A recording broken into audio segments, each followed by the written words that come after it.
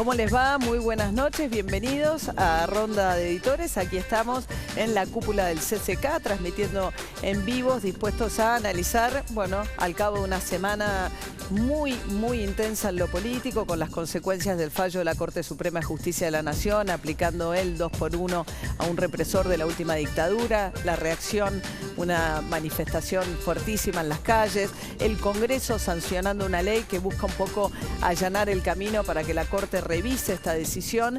Bueno, y las secuelas y el futuro a partir de todo esto que pasó va a ser uno de los temas centrales esta noche en nuestra charla con los periodistas. Está con nosotros Claudio Saboya. Claudio es editor de política y de judiciales del diario Clarín. También Javier Calvo, jefe de redacción del diario Perfil. La mayoría de los diarios hoy de alguna manera especulan acerca del origen de ese fallo, cómo se motorizó y también qué puede pasar de aquí en más con la Corte Suprema, ¿no? Irina Hauser, periodista de Página 12, que trae en su portada a Carlos Rosenkrantz, uno de los jueces nuevos de la Corte, señalado a partir de una investigación como el juez que de alguna manera motorizó este fallo. También con nosotros Luis Moreiro, secretario de redacción del diario El Día de la ciudad de La Plata. Hay cambios en la policía bonaerense. Atención con eso, vamos a estar repasando lo que está pasando con la policía bonaerense y también con la federal o la policía de la Ciudad de Buenos Aires. Y Fernando Rosso, director de La Izquierda Diario. Con ellos vamos a conversar ahora. Tenemos algunos hinchas de Boca deprimidos. Otro tema. Y algunos hinchas de River contentos. Algunos hinchas de River contentos. Los hinchas de San Lorenzo. Los hinchas de San Lorenzo está más abierto el campeonato, ¿no? Los de Gimnasia estamos deprimidos, pero estamos acostumbrados. Así que una jornada de clásicos hoy. Así fue. Pero todavía, bueno, viendo un poco las secuelas de qué va a quedar, ¿no? Después del fallo de la Corte. Voy a arrancar con Irina, que además es autora de un libro sobre la Corte Suprema, los Supremos. Hoy Página trae como una investigación de cómo se movió el expediente dentro de la Corte y señala que el ideólogo, de alguna manera, fue Rosenkrantz, ¿no? Sí. Bueno, esto lo veníamos contando esta semana porque también había una suerte... Inicialmente hubo una suerte de especulación de que había sido Lorenzetti en una especie de movida maquiavélica para hacer quedar mal a los otros. Claro, para hacer quedar, o sea, como sabiendo que el fallo iba a tener estas consecuencias, pero la verdad es que cuando uno se pone a rastrear el recorrido interno que tuvo el expediente, lo encuentra primero que nada en el despacho de Carlos Rosenkrantz. Carlos Rosenkrantz, para los que no saben, es uno de los jueces que fue designado por Mauricio Macri, inicialmente por decreto y en comisión, junto con Horacio Rosati, otro de los firmantes del fallo, junto con Elena Hayton de Nolasco. Rosenkrantz, además, es de los tres jueces de estos tres jueces de la Corte el más afín al gobierno, de alguna manera. Es un hombre que ha sido abogado de empresas y que entre sus clientes ha tenido al Grupo Clarín, clientes de su estudio. Carlos Rosenkrantz, además, evidentemente entró a la Corte con alguna idea de tomar este tema, porque lo tomó muy inicialmente. En los primeros tiempos, ni bien fue designado en agosto del año pasado, enseguida fue uno de los expedientes que agarró. Un expediente donde un represor pedía que se le redujera la pena por la aplicación del 2x1. Inicialmente el que proyecta esto es él. Es él. Originalmente la Corte, cuando resolvía estos temas, los resolvía con una fórmula muy cortita que se llama 280, que es la que usan los jueces para no argumentar nada, ¿no? Entonces, de esa manera, en realidad, los represores quedaban detenidos.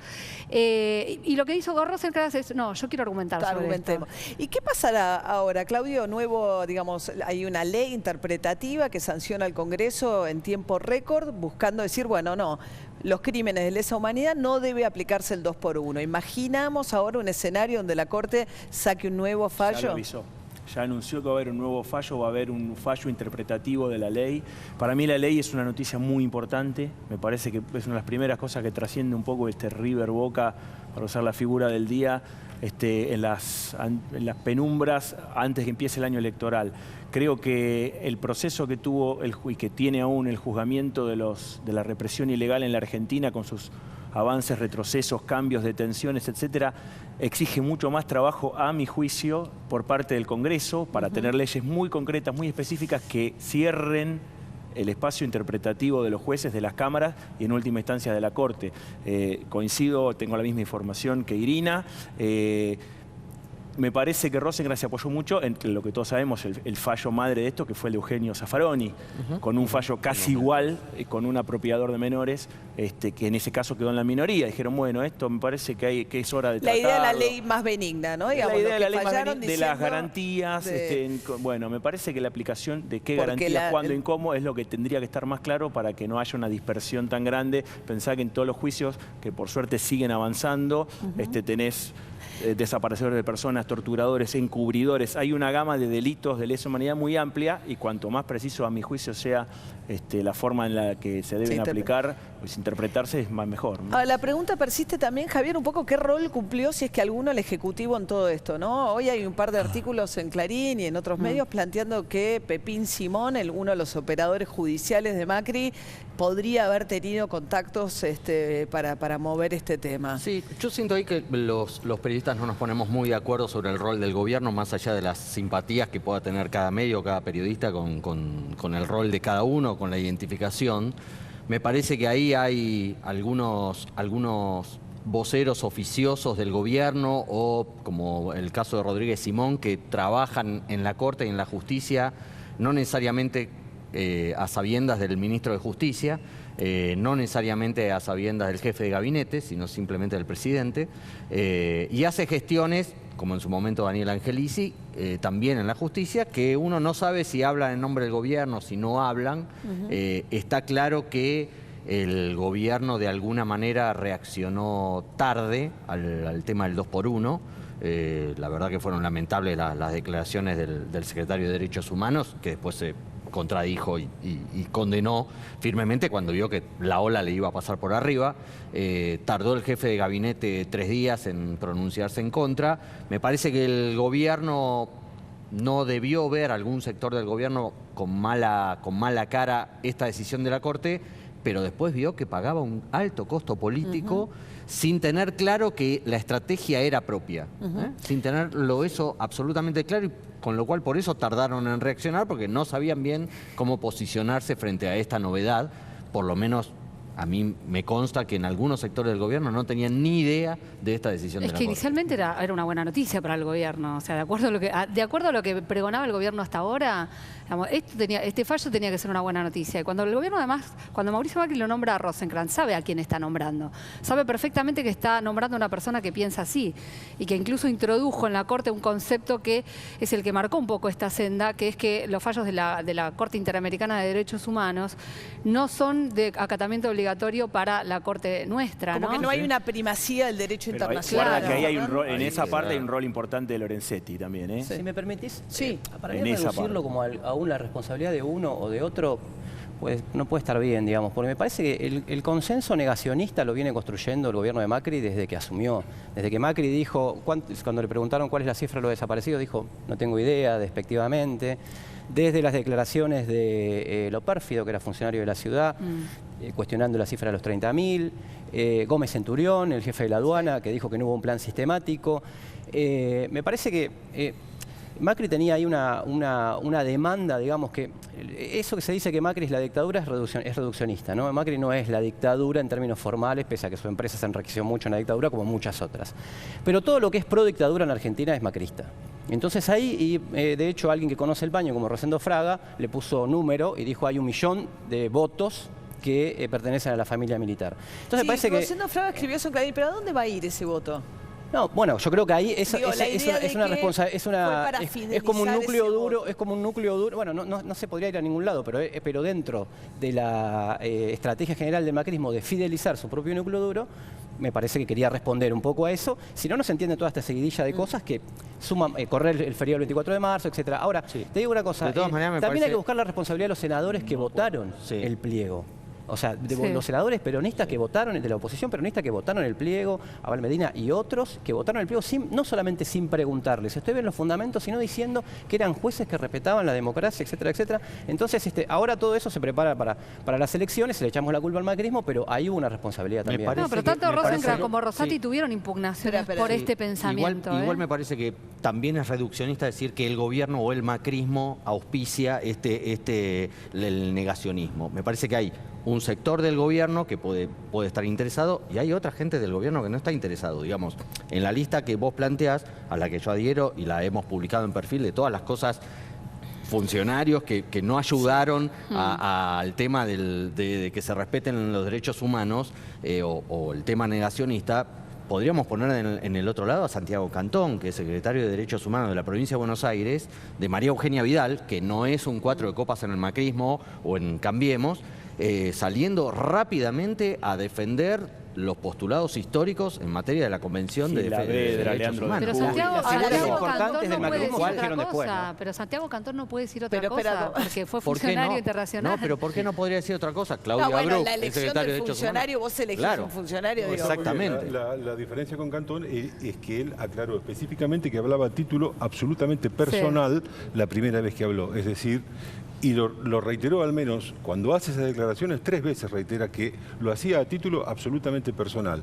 No estaba hablando en función, coincido en que él no podía decir otra cosa por sus antecedentes en trabajo de derechos humanos y su portfolio internacional en el tema de derechos humanos, pero creo que también, como secretario de Derechos Humanos dentro de la provincia de Buenos Aires o responsable de los derechos humanos en la provincia de Buenos Aires, él debería haber hablado en el nombre del gobierno de la provincia de Buenos Aires ese día.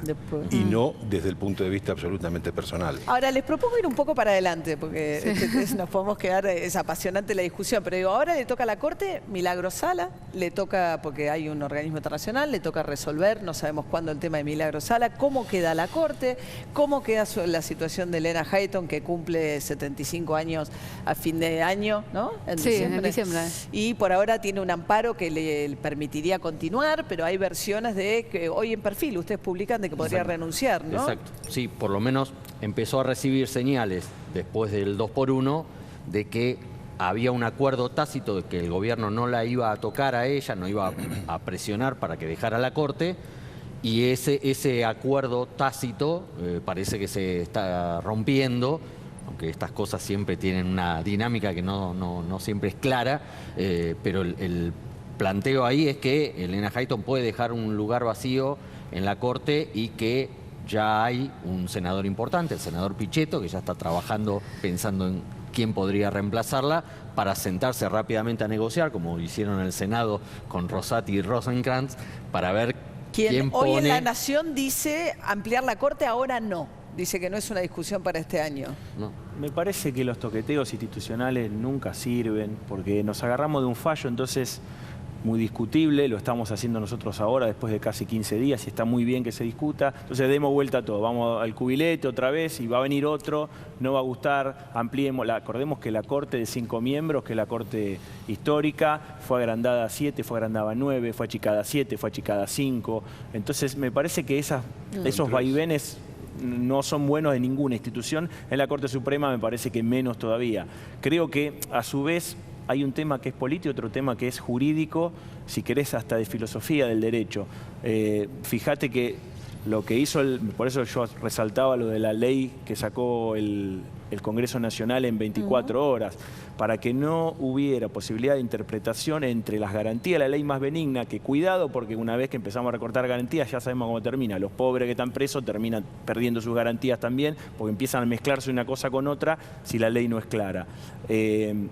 Me parece que eso está caminando por un lugar, no hubo tantas objeciones técnicas, hubo gente que dijo yo me paro desde otro lado, como hizo Lorenzetti, como hicieron Maqueda. Me parece que ese principio sobre el cual Rosati, Rosenkrantz y la doctora Hayton se pararon, yo no, yo estoy parado aquí, pero la discusión profunda me parece que es más política y es qué hacemos, hasta dónde se le pueden aplicar a los procesados primero y a los condenados ciertas garantías que están en el resto del Código Penal, ¿no? Igual la ley deja en claro que es para los acusados de delitos de lesa humanidad. O sea, la ley lo restringe a eso. La no aplicación del 2 por 1. La no aplicación del 2 por 1. Igual ya está derogada desde el 2001, o sea, sería no se sabe cuánto. Sí, está derogada, pero tuvimos esta sorpresita de la Corte. Ahora, Milagros Sala, perdón, la próxima papa caliente, de alguna manera, la Corte es Milagros Sala y tiene... De alguna manera vínculo también con esto. Es la próxima, pero la Corte toda esta semana pasada hubo un revuelo tremendo pasando y hubo mucha preocupación por esto, porque nadie se lo esperaba, ni nosotros, ni la dirigencia política, ni la Corte Suprema. Quizá vieron algo de esto, sí, Lorenzetti y Maqueda, ¿no? Uno puede pensar en eso. Pero la Corte esta semana estuvo viendo, lo primero que estuvieron viendo era qué hacían para de alguna manera limpiar un poco su imagen, ¿no? Porque la Corte queda muy golpeada después de esto, muy golpeada. Por eso, perdón, me parece que lo de Milagro Sala va a demorar un poco. Vos decís que no van a resolver. Es lo que te quería preguntar. Yo creo que va a demorar un poquito. Va a demorar un poquito más de lo que se estimaba. En este marco voluble. Que lo que tiene que resolver la Corte es si debe o no permanecer detenida mientras se llevan adelante los juicios. Es exactamente eso lo que tienen que resolver. Y si hay motivos para que ella esté detenida mientras los juicios se llevan adelante. Eso tiene que resolver la Corte. Claro, exactamente, porque ella está presa con prisión preventiva y para que alguien esté preso con prisión preventiva tiene que haber un claro peligro de que se va a fugar o de que va a entorpecer la justicia. Y lo que ha planteado Milagro Sala a través de su defensa es que el Tribunal Superior de Jujuy, que es el que resolvió esta situación, no dio ninguna prueba de eso, que solo ofreció unos testimonios muy controvertidos de gente que en algún momento militó en la Tupac, ¿no? Y que la señala a ella como instigadora de situaciones que además no tienen relación con este planteo. Sí, no hace a la cuestión de fondo de si es culpable nada. o no, sino si debe estar detenida. Sí, Fernando. A mí me parece, bueno, ya lo hemos discutido de entrada, la detención de Milagro Sala fue ilegal, ¿no? Ahora que quede nuevamente en manos de esta Corte, debería discutirse la justicia más en general, ¿no? ¿Cómo se llega a que 3 personas puedan decidir, 3 personas muy privilegiadas, de una casta bastante privilegiada, puedan decidir sobre una cosa como, por ejemplo, la lucha de los organismos de derechos humanos durante 30 años y del conjunto del pueblo argentino, digamos, y ahora un caso como este, ¿no? Ahora, en esto me parece que también se puede hacer un paralelismo con lo anterior. Ahora, Berbisky denuncia hoy a otros periodistas que sufrió apremios ilegales en la cárcel, torturas, etc. Y quizás si mañana eso se comprueba, si la Corte Interamericana dice que hay una situación irregular, etcétera, todos estuvimos con Milagro Sala, ¿está bien? Pero la realidad es que algunas voces, no con Milagro Sala, sino con la detención ilegal, más allá, se sabe que desde la izquierda se la ha criticado, con la detención ilegal que hizo Morales, que hizo cualquier cosa para nombrar su corte, etcétera, etcétera, y sin embargo, ni dentro del gobierno, obviamente, ni dentro del conjunto de la oposición, incluido el peronismo, que ahora está discutiendo las elecciones para ir todos juntos. No, pues tenía su interna, lo que pasa es que bueno, pero sobre la Corte también. Incluso son sobre muchos la Corte los jueces también. que nombró Fellner, ¿no? En su momento. Claro, nombrado y que tenían viejas facturas contra Milagro Sala. Eso te iba a decir. Claro. Hubo una escena extraña esta semana también, los delegados, ¿sabés?, de las Naciones Unidas que está en Argentina, sobre todo una señora, no recuerdo su nombre ahora, escuchó a la gente que dice haber sido amenazada por Milagro Sala y se largó a llorar y tuvo que cortar la entrevista y retomarla unos minutos después. Eso no es derecho tampoco. Digo, qué sé yo, cuando empezamos con estos testimonios que tienen que ver con lo que pasó, lo que no pasó, lo que me hicieron, lo que no me hicieron, es más difícil después juzgar sobre los expedientes donde se tiene que resolver si fue detenida arbitrariamente o no, y después lo que ocurrió, porque sabemos también que Milagro Sala fue detenida por una cuestión absolutamente menor, cuya detención es de discutible para arriba, y que después tiene una cantidad de causas que son cada vez más grandes, donde hay más testigos, etcétera. Las causas se fueron armando con ella después. No, yo no coincido, no se fueron armando después. La mayoría las causas sí. estaban desde antes, las causas si querés avanzaron después, estoy de acuerdo, pero hay muchas denuncias que estaban, Fellner lo hemos escuchado muchas veces, estaban congeladas y eran denuncias muy graves. Hay muertos cuestión, por medio, ¿no? No, porque antes que se nos termine el primer bloque, tema judicial, lo que ocurrió también es el nombramiento de Maíquez esta semana, ¿no? Con un decreto que ratifica Macri una decisión del Consejo de la Magistratura en lo que es el Tribunal de Alzada, los jueces federales, o sea, un lugar clave, ¿no? La Cámara de Casación Federal, un juez que estaba en la justicia ordinaria, el Consejo de la Magistratura por mayoría lo designa en la Cámara de Casación Federal, que es Maíquez, que fue ministro de Justicia Vidal en la provincia de Buenos Aires. Durante muy poco tiempo. Ajá. Desde... Bueno, el primer año del gobierno de Macri fue. Sí, no creo que... No sé si llegó a un año exactamente lo de Maíquez, porque también fue creo que asumió con alguna demora. Pero no está muy... La verdad no está muy claro cuál fue el valor de la gestión de Maíquez. La impresión que nos queda a los que teóricamente manejamos o dominamos más o menos el tema de la provincia, es que nunca se terminó de adaptar al sistema judicial de la provincia de Buenos Aires, y que además, dentro de lo que es el sistema judicial, hubo alguna resistencia a la presencia de Máiquez ahí. El tema ahora es que le cuestionan que no sea por concurso dentro del Consejo de la Magistratura, ¿no? Es lo mismo Lo que que le cuestionan a tiene- Gil Carbó, igual. Lo que tiene la designación de Máiquez es que es un ícono. Es como decir, es un juez que pone el gobierno por la ventana dentro de un tribunal. A mí realmente me sorprende enormemente que Lo pone el Consejo de la Magistratura, ¿no? Lo Con pone, la sí, mayoría que... pero lo confirma Macri por decreto. Por decreto, Sí. claro. Lo está confirmando Macri. Además hay que decir, Máiquez, que tiene un perfil muy político incluso como juez, tiene a la mitad de su familia dentro del Ministerio de Justicia, ¿no? Su hijo es el representante del Poder Ejecutivo en el propio Consejo de la Magistratura, porque tiene un cargo dentro del Ministerio de Justicia. Es muy llamativo el nombramiento de Máiquez ahí de la manera que se hizo. Vos, para pasar del fuero ordinario a ser un juez federal, tenés que rendir un concurso, tenés que pasar por un examen. Máiquez se había presentado ese examen antiguamente, Pero no. antes de ser juez de casación ordinaria. No, se bajó de ese concurso. Y después lo trasladan por decreto. Y lo trasladan por decreto. Va, por resolución del Consejo de la Magistratura, y el decreto refrenda refrenda una cuestión que yo sé que en el Consejo de la Magistratura había resistencia, porque la verdad que es un traslado que no tiene mucha relación, no tiene ni pie ni cabeza, un traslado que fue resistido por la propia Cámara de Casación en otra cosa inusual, porque de última la Cámara de Casación en ningún tribunal está para discutir las decisiones del Consejo. No, pero le tiene que tomar claro. juramento. Le tiene, si tiene, Sí. pues le tienen que tomar juramento y lo tiene que hacer, no están para decir yo a este no le tomo. Si el Consejo votó, vos le tomás juramento y se terminó. Después vienen todas las instancias dentro del mismo Consejo para apelar o para discutir que eso estuvo mal o no. Hubo una discusión muy fuerte, hasta alguna fue personalmente muy Intensa. violenta, si querés, de alguna forma, entre la jueza Figueroa y el doctor Geminiani. Se suspendió un acuerdo, Y al una reunión de final acuerdo que entró. había y al final entró. Bien, vamos a una tanda. Todavía nos quedan un montón de temas por tocar. Ya volvemos.